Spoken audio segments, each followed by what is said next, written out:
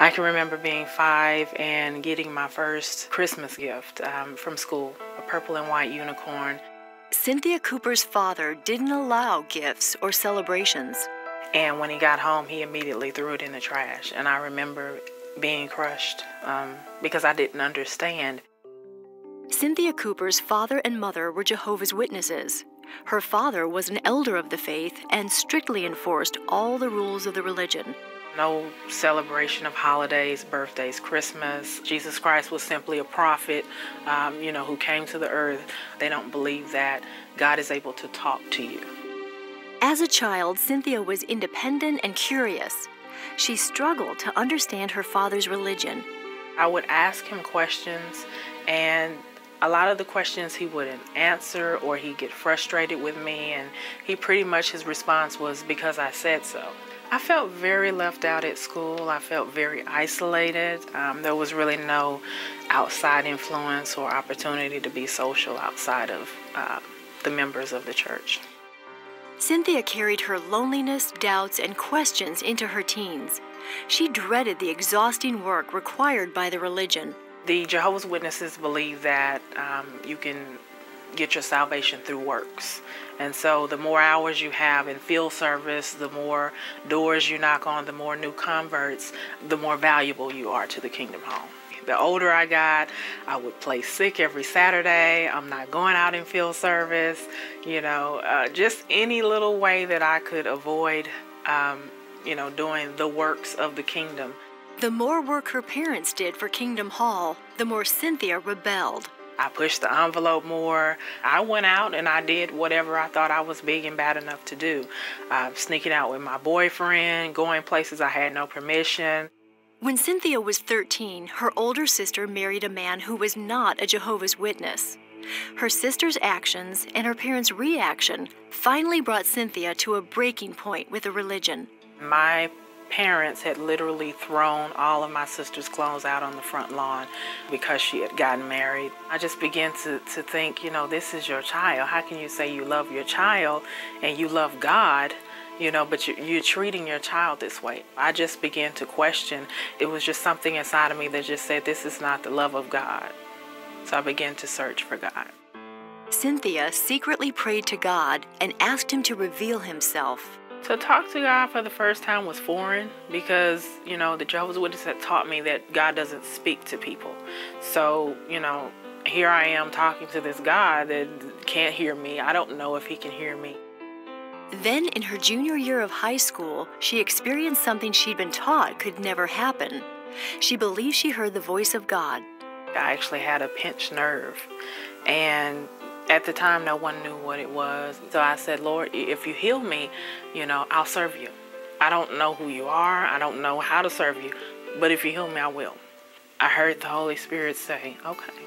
And so I turned my neck and something snapped in the side of my neck. And immediately I was healed. And I knew it was him. And then immediately the peace that I felt once that came over me, it was awesome. Cynthia kept her personal experiences with God a secret until she moved out of her parents' home. She knew there would be grave consequences. When she was 19 and living independently, she denounced the Jehovah's Witness religion. I wrote a letter to one of the elders of the congregation, and I told them that I no longer wish to be a witness. I heard later on that they publicly disowned me at the service. So did Cynthia's parents. When my parents disowned me, it was devastating.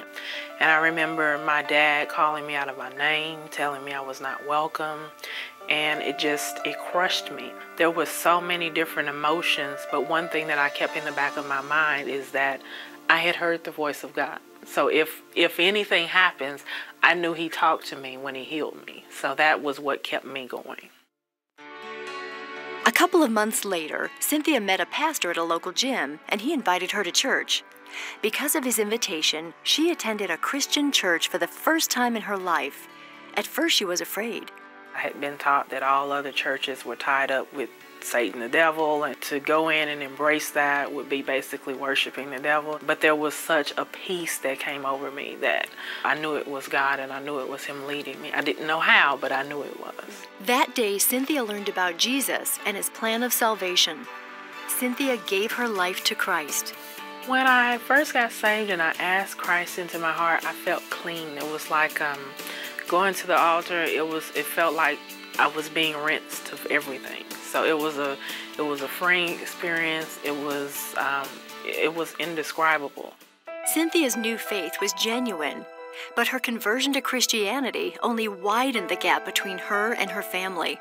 I fell into a deep depression, and I can remember having a bottle of pills, and I called one of my friends and I basically told him goodbye because I was planning on killing myself.